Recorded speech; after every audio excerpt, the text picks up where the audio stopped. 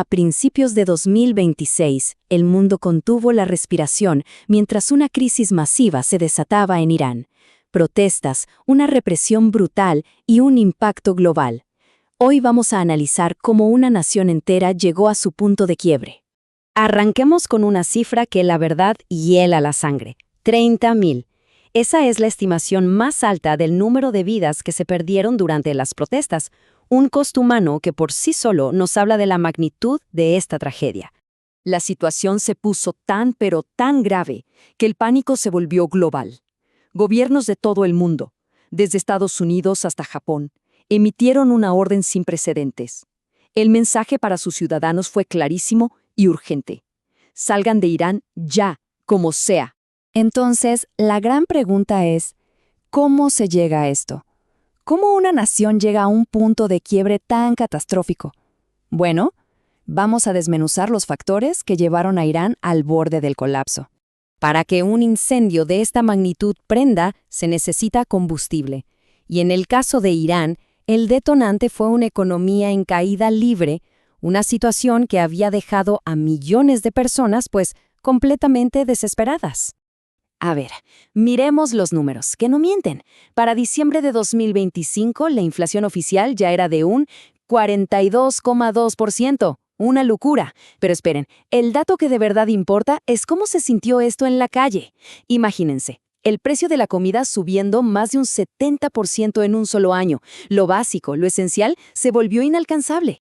Y por si eso fuera poco, la moneda, el rial iraní, se fue al piso. O sea, se desplomó a un nivel histórico. 1.5 millones de riales por un solo dólar. Piénsenlo por un segundo. Los ahorros de toda una vida, desaparecidos prácticamente de la noche a la mañana. Con toda esta desesperación económica acumulada, solo faltaba una chispa. Y esa chispa prendió.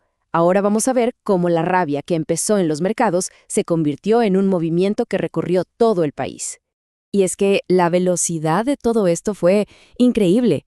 Empezó el 28 de diciembre con comerciantes en Teherán, pero en cuestión de días, para principios de enero, ¡boom!, ya se había contagiado a más de 180 ciudades en las 31 provincias del país. Para el 9 de enero ya se hablaba de millones de personas en las calles.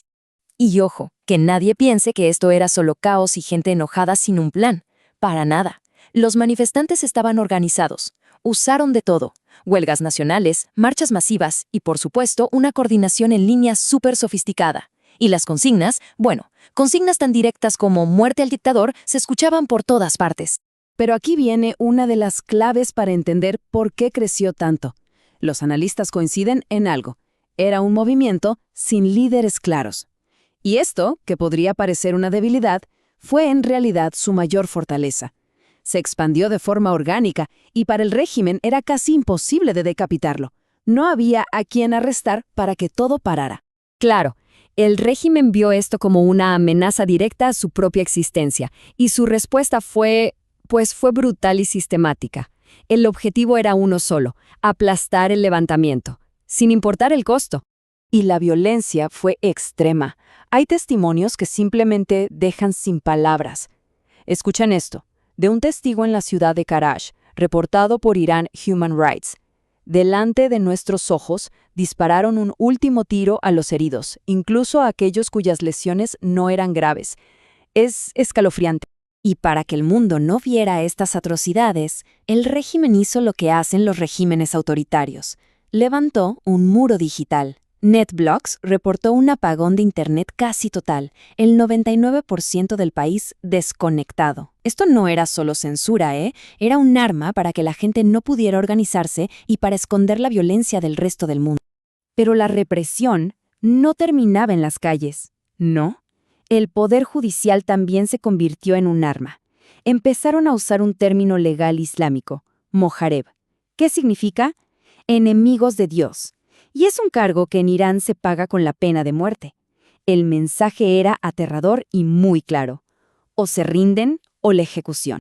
Y mientras todo esto pasaba dentro de Irán, las ondas de choque empezaron a sentirse, en todo el planeta. La crisis desbordó las fronteras rapidísimo, creando consecuencias muy serias a nivel internacional.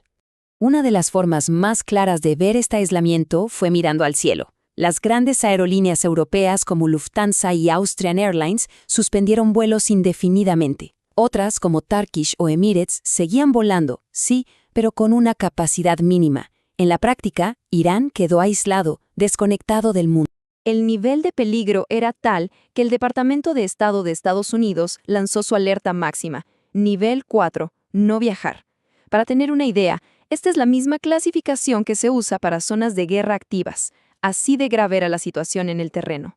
Y así, después de semanas de una violencia terrible, las calles se callaron. El régimen, aunque más aislado que nunca, logró sofocar las protestas. Y esto nos deja con la gran pregunta que sigue flotando en el aire. ¿Fue esto solo una pausa, un respiro en una lucha que continuará? ¿O fue el sangriento capítulo final de un levantamiento aplastado?